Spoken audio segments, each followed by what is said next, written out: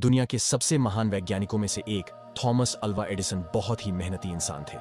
Thomas Edison का जन्म 11 फरवरी 1847 को हुआ था और मृत्यु 18 अक्टूबर 1931 को हुई थी। उन्होंने कई आविष्कार किए, जिसमें से सबसे खास है बल्ब का आविष्कार।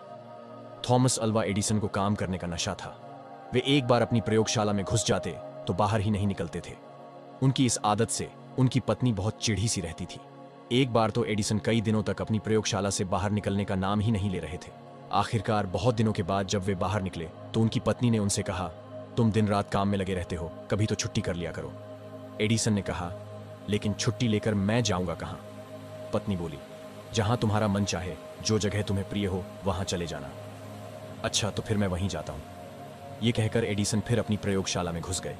तभी एडिसन को खबर मिली कि उनके कारखाने में भयानक आग लग गई। जीवन भर की उनकी कमाई नष्ट हो गई। दुर्घटना के बारे में सुनकर उनका बेटा चार्ल्स दौड़ा हुआ वहां पहुंचा। उसने देखा कि उसके पिता एक कोने में खड़े हैं। जाड़े की ठंडी हवा से उनके बाल लहरा रहे हैं।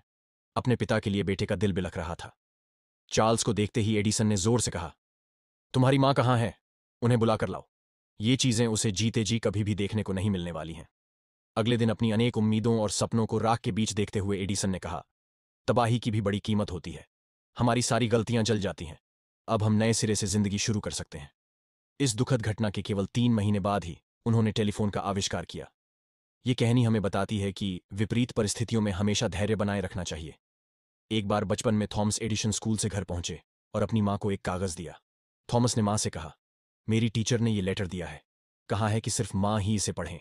मां, इसमें क्या लिखा है? लेटर पढ़ते हुए मां की आंखों से आंसू आ गए। बेटे के सामने मां लेटर जोर जोर से पढ़ने लगी।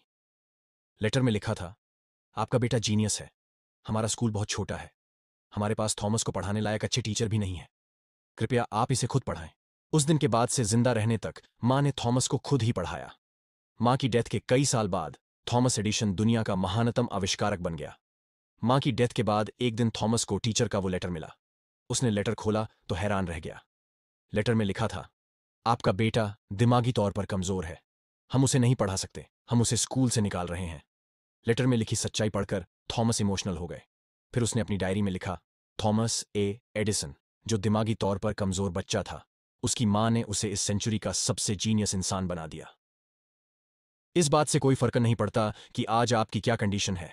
अगर आज आप कमजोर भी हैं तो रेगुलर प्रैक्टिस से आप वहां पहुंच सकते हैं जिस मुकाम को पाने के सपने आपके पूरे खानदान में किसी ने नहीं देखे होंगे। बस आपको करना है निरंतर प्रयास और लगातार मेहनत, जो आपकी पूरी लाइफ को चेंज कर देगी।